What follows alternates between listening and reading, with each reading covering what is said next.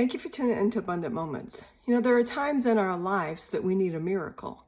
And God wants us to learn to live in His blessing. And when we learn to live in His blessing, His divine blessing, then we don't need that many miracles. But there are times that we truly need a miracle. And I'm so thankful that God is still in the miracle working business.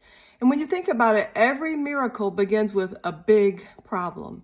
But when we trust in God and we believe, we release our faith and we get rid of the fear and the doubt that tries to come in, we see that God still performs miracles. And the great thing about God is His miracles are better than if we didn't have the problem. Think about it for a minute. The very first miracle that Jesus performed, we know He turned the water into wine.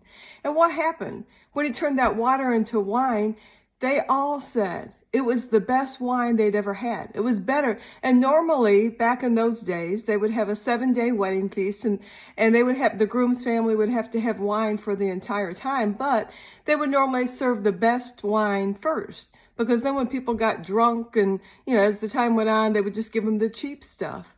But Jesus, the wine that He made, when He turned the water into wine, was better than any. And I want you to know, when He does a miracle in your life, you're going to see things are better than they were before. So I want to encourage you, let's all learn to live in His blessing.